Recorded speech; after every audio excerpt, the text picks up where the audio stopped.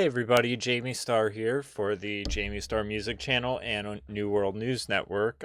This video I'm probably going to upload on both because I haven't done an upload in a while. Unfortunately, I'd been working 3 jobs, kind of transitioning from the one to the other and all that. I'll do a video explaining that and, what's going on with Paul now and why it's just been really hard for him and I to find time to upload. Hopefully that will be changing going forward as both of us are getting situated with new schedules. Anyway, while it's the hot topic right now, I wanted to discuss the Joker movie and give my review and basically just delve into the movie. So, spoiler alert, I'm going to just freely talk about the movie, but the reality of it is you can't spoil this movie because if you've seen the trailers, you've seen the movie.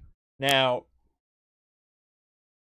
I saw this movie last night with my significant other, and I napped during part of it. I wasn't the only one. When I was leaving the theater, the most overheard comment I was hearing from other people is at what point during they woke up. So, take that however you will. That being said, when I got to work last night for the overnight shift, I put a cam copy of the movie back on because I was so disappointed. I thought I must have missed major connective points or something that developed the character more, or like I really felt like I must have missed something. So I watched it again. I basically watched it twice, back to back, and the second time I was even more unimpressed. So, for a start, let me just say this movie is more of a remake of the Kings of Comedy than it is anything having to do with the DC Joker whatsoever. Now, we were told going into this that this was a new backstory, a new origin and everything, which, cool, you want to do that, fine and dandy. It's been done in the comics, people retell different origins and everything like that. The problem is, this isn't just a new backstory for the character we all know and love. This is a new backstory for a new character. So the way I know my criticisms are valid is A, I'm not the only one making these criticisms. B, my significant other who enjoyed the movie completely understands all of my points. And they've even had to tell me, well, if you drop all of your notions of what the Joker is, and then it's a good movie and all. But that's my criticism. It's not the Joker.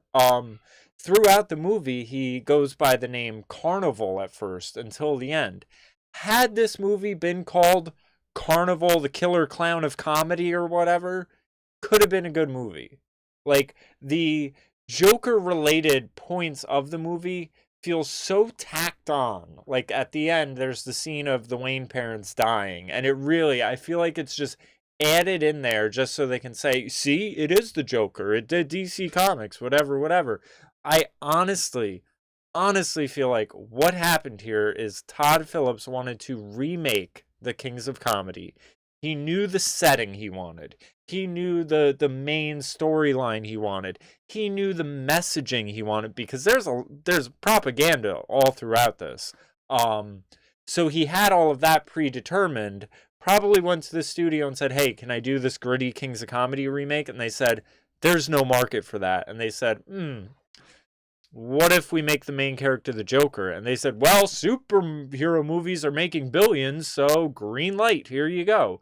Like, the way I put it earlier was, I could make a movie and have it be like, okay, so there's this gang of guys, there's 3 or 4 of them, there's the ringleader, and they go out at night, and they just get into all sort of mischievous violence, and then the one of them rapes this woman while he's dancing and singing around and, wearing this sort of clownish mask with a giant nose and all of that. So then he gets caught.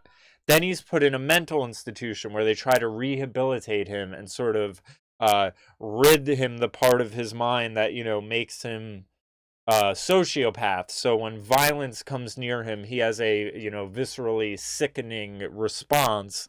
And, then his old gang members beat him up, and he tries to take his own life, and eventually they realize that, what they did to him was cruel, and then it ends with him in a bed, being cured of this mind block, laughing hysterically and smiling and grinning. Oh, and by the way, that main character is the Joker. Now, anyone who knows anything about movies knows what I just did is I just gave you the plot to my favorite movie, A Clockwork Orange, and I inserted the Joker into it. Now, that makes complete sense. It could be a valid origin story and everything like that. Does it have anything to do with the Joker of the comics? Kind of has more. It kind of is more relatable to the comic book Joker than what we got from Todd Phillips's movie. So, to delve into the nitty-gritty of it all, first off, this whole anti-capitalist, holding up resist signs, Wayne equals fascist, that's propaganda, purest form. And then my other biggest criticism is, I understand people saying the Joker has always sort of viewed himself as a change agent. In Dark Knight, he wanted to sort of show the people of Gotham that they're just as ugly on the inside as him. And, there was the dialogue between Alfred and Batman. Batman had a hard time beating the Joker because he didn't understand that there wasn't a motive. And Alfred tells him, some people, there was a story of this guy who was stealing these precious gems, and then he was just throwing them away. And Bruce Wayne was like, well, why would he do that? And he says, because some people just want to see the world burn. Well, that's not this Joker. This Joker is your cut and dry, standard serial killer. And it sort of makes the mainstream media criticism about it being this sort of violent incel fantasy sort of gives some credence to it, because at the end of the movie, right before he shoots De Niro's character, Murray, whatever his name is, he basically says, I'm what happens when society turns its back on people with mental illness. And then he shoots him. So again, it leads me to believe Todd Phillips had this sort of predetermined, well, I want to make a movie that's based off the King of Comedy that has this overtone about mental illness and how, society neglecting people in isolation turns them into monsters and this is that and everything. And then, it just happens to be that this murdering monster is the Joker. That's really how this all comes across to me, where it's like the whole Joker premise of it is an afterthought. Everything else is laid out on the forefront. There is no enigma, which Joker always was. There's always questions behind it. Even in Heath Ledger's portrayal, one of the things I loved about it is every time he would break into, do you know how I got these scars? It was a different story. The only thing left up to interpretation in this movie is, are him and Bruce Wayne really brothers? Let that sink in for a second. The only part of the movie with this character and his development and his reasons, and it isn't even a reason really, but the only thing left up to wonder is he actually Bruce Wayne's older brother? How fucking awful is that? It's, so the reasons for his killing are some unnamed mental illness. They gave a reason for his uncontrollably laughing, which I've seen people say, oh, well, that's good that was explained. No, it's funny. It's better for the darkness of the Joker for him to find amusement in the violence he is doing. In this, you have a guy who just laughs uncontrollably and then, eventually turns into some sort of anti-hero. And I've had people say, oh, well, it's not an anti-hero. Yes, it is, because there's even dialogue where, Zazie Beetz or whatever, is that her name, right? Something like that. The black chick in the movie says it's, people are looking at him like a hero for, killing the wealthy or whatever. And And again, as far as the incel thing, he's imagining a whole romantic relationship with this woman in his head. He's not getting laid. He's involuntarily celibate because he's a fucking nutcase. So there is those aspects of it where, you know, even in them trying to ground the Joker, I feel like they are just then taking away from it actually being authentic to the Joker character. Um, so as I was saying, you know, the Ledger thing, every time he says, "Do you know how I got these scars?" It's a different story. You don't know what really happened. There's so much left to wonder about and everything like that. And this is just so cut and dry. Mommy daddy issues, society neglected him, social unrest, and, you know, wealth inequality. Like, it's just, I don't know. There's nothing in here for me to get into. Like, and I had to tell that to my significant other. I said, I wasn't falling asleep because I was tired. I was falling asleep because I was bored. I had more than enough money to go to get a cup of coffee and a bottle full of brain force in my pocket. Like, I could have, if there was something where I was on the edge of my seat and I was like, I want to see this, and I wanted to see it because Young Ripa, whose channel I really love, in fact, I just picked this up, the Salska sisters' first issue of Black Widow, because he did such a strong endorsement of it. You know, I think everything he says I agree with, except his review of this movie, where he, you know, was basically ripping it for not staying true to the source material. Then he sees it, and then he's basically like, it's all right. I didn't think it was all right. I think it's garbage. Garbage. Through and through. I mean, even if people are, oh, Joaquin Phoenix is acting. I mean, there's this scene after he does his first murder of these three guys where he runs like a maniac into a bathroom, and then, I don't know, he's doing some sort of qigong yoga thing of being all like,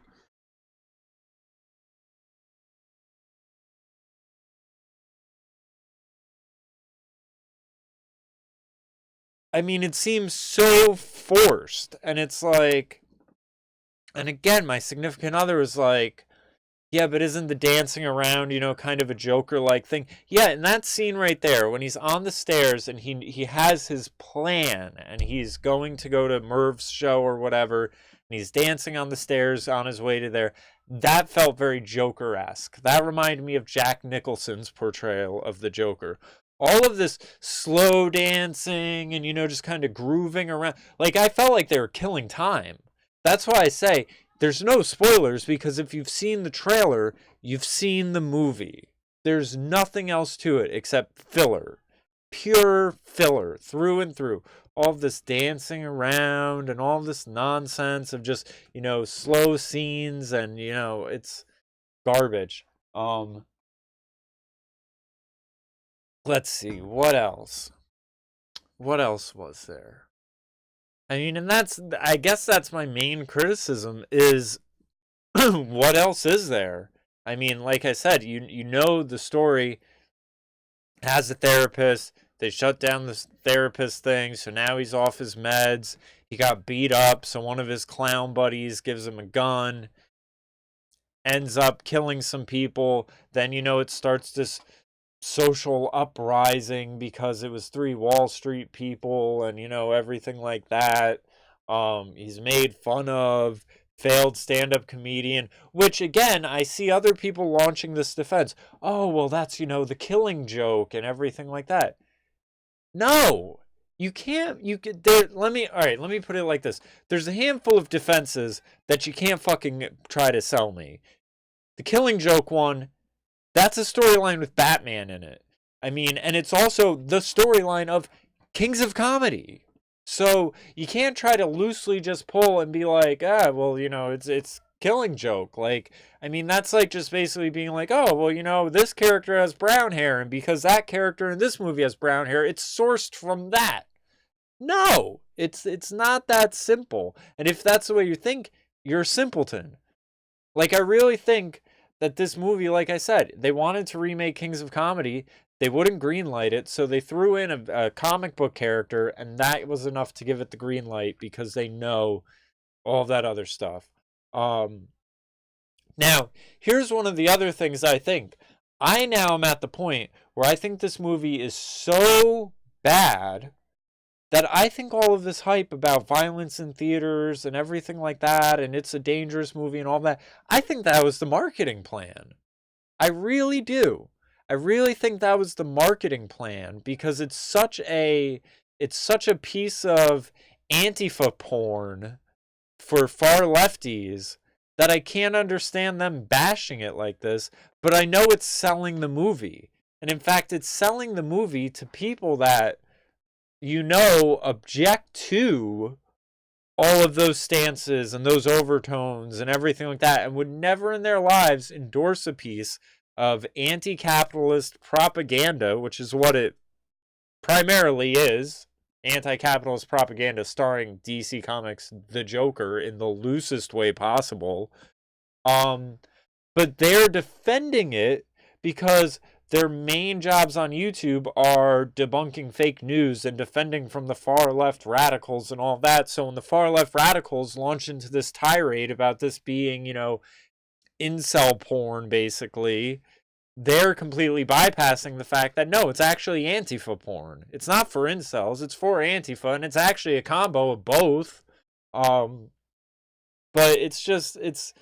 so your Killing Joke defense isn't going to work on me. And here's the other thing. This is a standalone movie. So let me tell you what that means. What you see is what you got.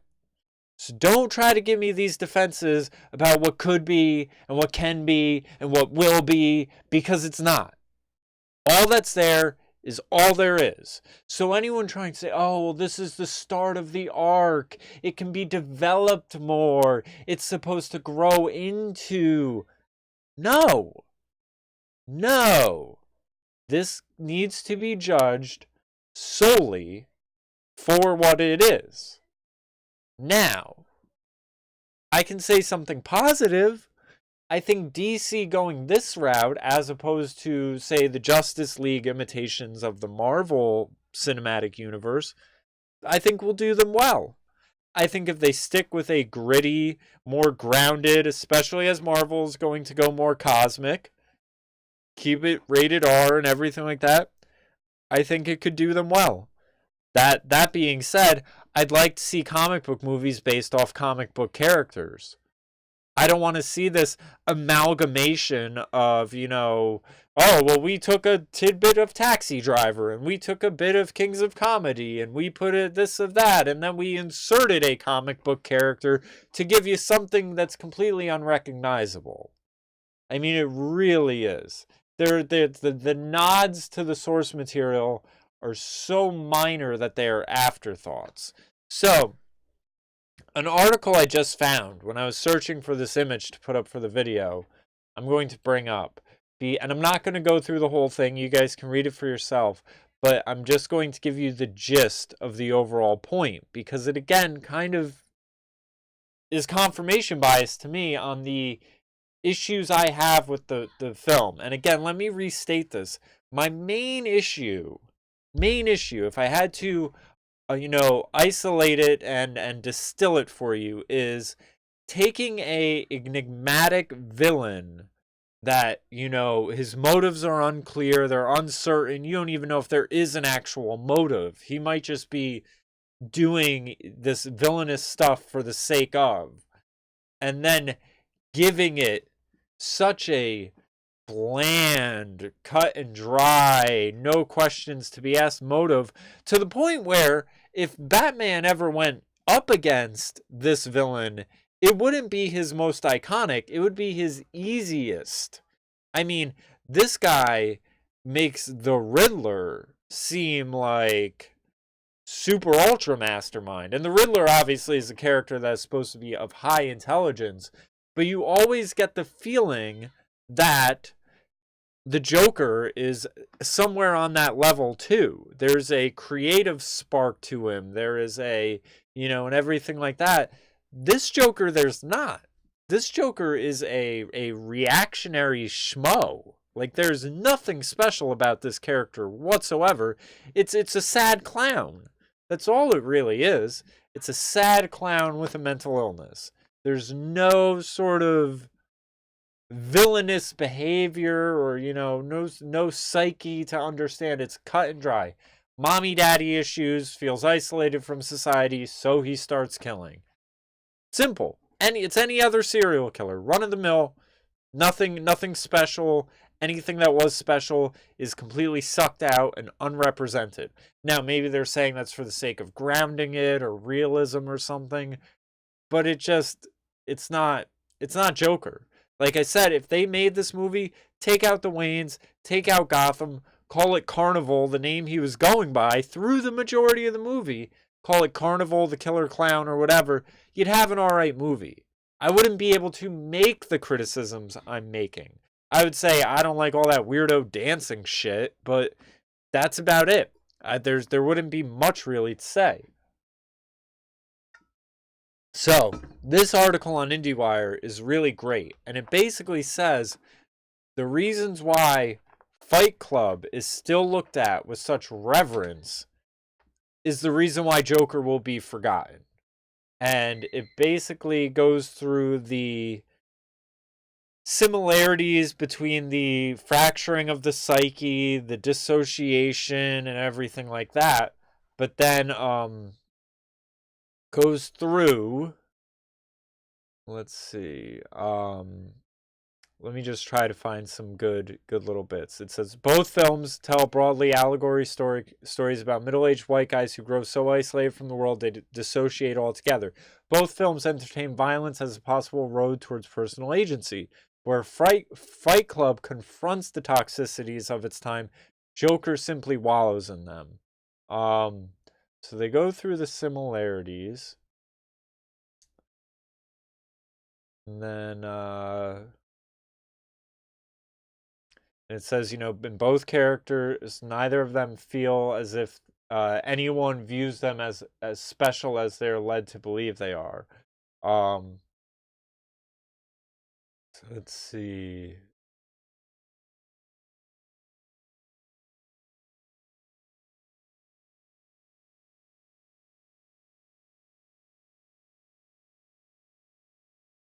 Tyler Durden and Joker are two sides of the same coin, even before former advocates for Project Mayhem. One scene in which Tyler reasons with a hostile bar owner by laughing his head off while a man beats his face to a bloody pulp seems especially instructive to what Heath Ledger and Joaquin Phoenix went to do with the Batman villain they both played. The sight of Brad Pitt's beautiful face smiling beneath a red mask of wet meat left an unforgettable impression about the power men can wield by weaponizing their own pain. Alas, the frustrations expressed in Fight Club are hyper-specific as the ones that fuel Joker are vague. Tyler Durden embodies a pre-9/11 generation of men who can shake the inertia of life without conflict, slaves with white collars, or victims of consumerist utopia that on some level they all know isn't real.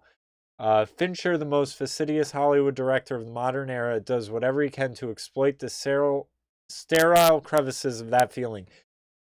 Even not using quite ready CGI to dive into everything from the guts of the narrator's bachelor pad to the gray matter of his brain. Joker, on the other hand, rages against a vague sense of unfairness, stirring timeless and topical sentiments of inequality together with the age-old frustration of feeling unseen. Arthur's mental illness is treated like a palatable narrative convenience. Even if the public's indifference about treating it at all, it is well articulated beyond the Occupy Wall Street overtones that grow into a Greek chorus. People didn't like Robert Pumpkin, but they loved the Joker. Phillips may have wanted to subvert the average superhero origin by twisting it into something grotesque, but this film is painted in such broad strokes that it becomes the gritty, embittered version of the very thing it exists to undermine. Now, with this is where I say, it's ironic that it's a film with a capitalism critique that is essentially capitalizing on such a established comic book character when comic book movies are in this billion-dollar industry and then having nothing to do with that character. Like, this is in my opinion capitalism in its worst, most inauthentic form. Really, it is the very thing that the underlying plot, criticism or the messaging. It is exactly what it's trying to say is the problem. Arthur's killings are obviously amoral, but they're slotted in such a uncomplicated hero's journey that you can't help but root for his success. In a better film, they may have been the point. Many of the great movies that led us to this one are valuable for how they seduce viewers into identifying with the ugliest parts of themselves, but Joker lacks the integrity to see that through. Whereas we align ourselves with Travis Bickle or Jordan Belfort despite what they do, Joker literally dances around Arthur Fleck's worst behavior. Joker has the chutzpah to recontextualize Batman's villain as Gotham's hero, but not the spine to interrogate what that really means. Nowhere is that more galling than in Sophie's last scene, which leaves Arthur, now on a killing spree, in her apartment just moments after he realizes that he's imagined the relationship between them. Every other part of this movie reveals in Arthur's volatility and invites us to cheer him along as he shoots finance bros, his former coworkers, and finally Murray Franklin at point-blank range. But here, when it comes to the most vulnerable and innocent of Arthur's victims, Phillips wants to have it both ways. He knows that Arthur has to kill Sophie in order to clinch his irredeemable coming of rage, but he also knows that showing Arthur kill Sophie and her kid would make it impossible for audiences to embrace him as an anti-hero. Having written himself into a corner, Phillips simply wiggles out of it however he can. Fight Club is smearing in self-important way, running into why Joker feels like it was made by someone who took everything Tyler Durden said at face value. Unlike Joker, which drags its audience by the neck, Fight Club simply offers viewers enough rope to hang themselves. Perhaps the film is a bit too proud of its own philosophical, you know the word I'm saying. It sometimes feels like a smug 140 minutes of the sequence where Morpheus teaches Neo about the Matrix, but only gets high on its own supply. Whereas Arthur and Joker merge into the one, the narrator and Tyler Durden pull apart until they can see each other clearly. Fincher's movies thrives on that rift between, in that rift grows between them, and like the almost subliminal flash of penis sliced between the frames of the cartoon, you can occasionally sense that something isn't right with the Tao of Tyler. It's there in the scene where Tyler holds a convenience store clerk at gunpoint and scares him into seizing hold of his life.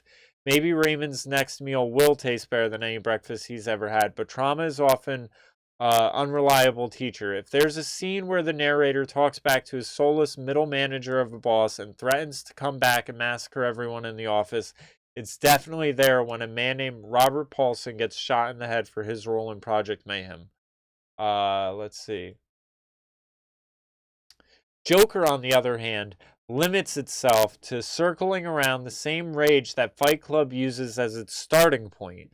Like Arthur, Phillips tries to sift a nugget of happiness from a steady torrent of anger. And like Phillips, Arthur eventually just gives up and decides they're the same thing. In a more probing film, that might work. Movies don't have to be constructive. Cinema is not inherently a moral place, and there's no sense in forcing it to act like one. But if Joker fades away as fast as I suspect it might, it won't be because the film has the temerity to be evil. It's simply because the film doesn't have the courage to be good. So, in a nutshell, that is, again, things that all fall in line with my criticism of the movie. So, I've already done a half-hour ranting on this, so I think I'm just going to wrap it up here. Again, sorry for the lack of updates, everyone. But since I saw the movie and I know it's a hot topic issue, I wanted to give you guys this one. So hope everyone's been well. Feel free to hit me up in the comments and have a good one. Oh yeah, like, subscribe, follow, share. Find me on all the regular social media stuff, and take care, everyone.